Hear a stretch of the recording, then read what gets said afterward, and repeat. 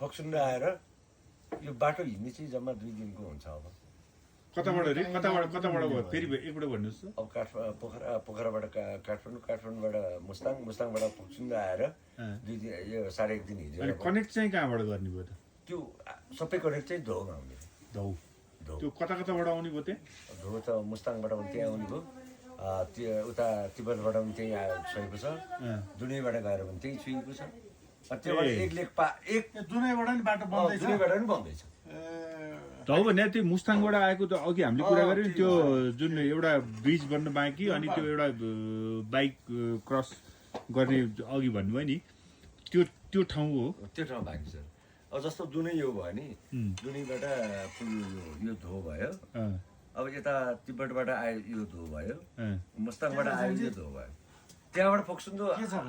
एउटा पास काट्यो भने 5500 को पास काट्दा बित्तिकै फोक्सुन्डो त्यो तालको छेउमै आइपुग्छ अनि त्यो तालको छेउमै आइपुगेपछि अब त्यो पुगेको त्यो दिन होइन ताल पुग्यो फेरि भोलिपल्ट दुनै फेरि गाडी छ 5 वर्षभित्र त्यो हुन्छ है भनेपछि सञ्जालहरू यो रोड के अरे सडक सञ्जालहरू सबै बनिसकेका छन् तर त्यसलाई व्यवस्थित गर्न चाहिँ अरू बाँकी छ त्यो 5 वर्षभित्र त त्यो व्यवस्थित होला व्यवस्थित हुन्छ व्यवस्थित हुँदा बित्तिकै अनि पर्यटक त जताबाट आए पनि भयो अझ उताबाट घुमेर आउँदा राम्रो मुस्ताङबाटै आउँदाखेरि अरू गाडी बेटर माथिबाट आयो अनि ओर्लिँदै गयो भने त यता भयो नि माथि भने माथि भने त्यो उहाँले भनेको मुस्ताङबाट आएर त्यतैबाट घुमेर आएको एक दिन माथि यहाँबाट यङहरूलाई एक दिन बुढा खाडालाई 2 दिन भनेको अहिले पनि हेर्न खैरे कति थियो र सबै नेपाली होइन त सब नेपाली मात्र त छन् नि होइन आज त्यहाँ इन्टरेक्सन गर्दाखेरि भन्नुहुन्थ्यो नि खैरे भन्दा नि हामीलाई त नेपाली नै पर्यटकहरू महत्त्वपूर्ण हुन्छ भनेर एकजना कोसँग इन्टरेक्सन गरेर टी हाउसमा टी स्टलमा गर्दाखेरि हाम्रो 2-3टा कनेक्सन भएको ग्रुप मात्र हिसाब गर्दा नि 40 जना मान्छेले एउटा 10 जनाको हामी 7 जनाको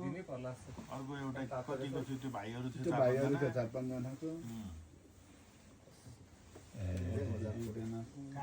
ल आजको यहाँको बसाइ पनि राम्रै भयो के ठाउँ रे यो के रे राँची अब राँचीको बसाइ राम्रो भयो ल के दाइको नाम के रे मेरो भीम के गुरुङ ए भीम गुरुङ ओके राँचीको ल भीमलाई राम्रोसँग खाना खुवाउनु भयो तपाईँलाई धन्यवाद